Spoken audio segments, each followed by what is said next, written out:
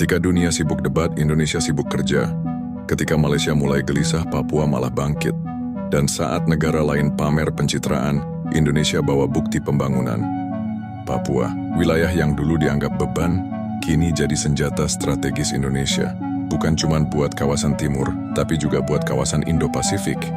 Kita nggak cuma bicara soal tambang atau jalan tol, tapi juga diplomasi, pengaruh, dan strategi Indonesia yang mulai bikin negara tetangga gelisah dan negara besar gigit jari. Di awal pemerintahan Jokowi fokus ke Papua tampak jelas. Jalan Trans Papua, bandara baru, pelabuhan logistik, bahkan tol laut. Sorong, Jayapura, Wamena, Nabire, semua mulai terhubung. Bahkan pelabuhan di Merauke kini jadi titik ekspor langsung ke Timor Leste dan PNG. Ini bukan pembangunan buat pamer, tapi buat penetrasi logistik dan ekonomi. Hasilnya, akses barang lebih murah, pengangkutan lebih cepat, dan konektivitas yang bikin iri negara-negara tetangga bos. Yang dulu Papua hanya andalkan pesawat kecil dan kapal lambat, sekarang sudah main di jalur ekspor langsung. Diam-diam, Indonesia pasang pondasi ekonomi. Papua punya dua kartu truf besar, tambang dan tanah subur. Freeport masih jadi andalan, tapi kini dengan kontrol dominan Indonesia.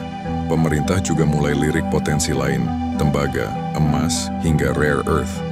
Tapi proyek yang diam-diam bikin geger, Lumbung Pangan Merauke.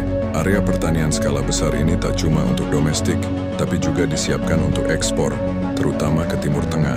Bayangin, negara seperti UAE atau Arab Saudi bisa impor jagung, sorghum, dan beras dari Merauke.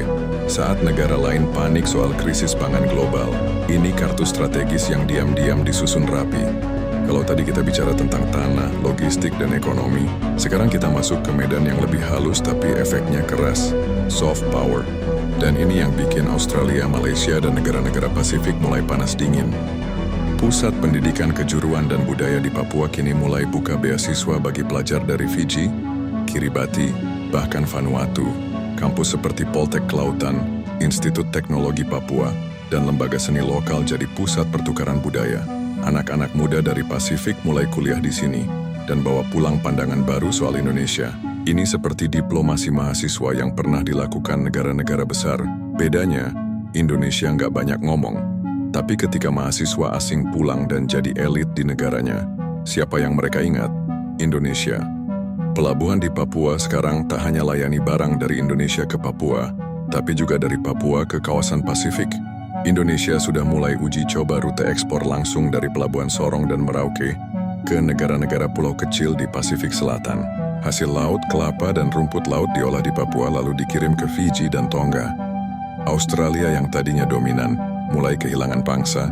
Jalur ini diam-diam jadi rute logistik baru, murah, cepat, dan andal. Dan ketika bencana terjadi di Pasifik, kapal bantuan dari Indonesia lah yang pertama datang. Australia merasakan ancaman. Mereka mulai dorong proyek satelit pemantauan laut, bantu pembangunan di PNG, dan bahkan mulai pendekatan ke beberapa provinsi di Papua. Tapi tetap mereka sadar, infrastruktur dan pengaruh Indonesia sudah menancap duluan.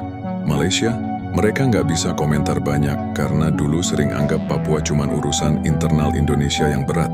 Tapi sekarang, banyak pelabuhan di Papua justru ekspor lebih aktif dari beberapa pelabuhan Malaysia. ASEAN, bingung. Karena Papua bukan pusat lama dari kekuatan Indonesia, tapi sekarang jadi pusat baru. Negara-negara ASEAN mulai sadar bahwa Papua adalah pintu masuk ke dominasi Indonesia di Samudra Pasifik. Papua bukan lagi halaman belakang.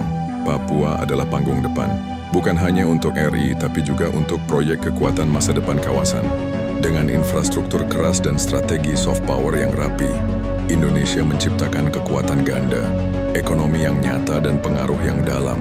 Ketika negara lain sibuk pamer, Indonesia sibuk kerja. Dan saat dunia baru sadar kekuatan Papua, Indonesia sudah lebih dulu berdiri tegak di atasnya. Papua adalah bukti bahwa kekuatan itu bisa dibangun tanpa teriak, cukup kerja. Kalau kamu suka dengan strategi Indonesia yang pelan-pelan, tapi pasti bikin dunia tercengang, klik like, komen, dan subscribe. Biar makin banyak yang sadar, Indonesia nggak sedang tidur, kita cuma diam karena sedang bekerja. Terima kasih sudah menyimak, dan sampai jumpa di video selanjutnya.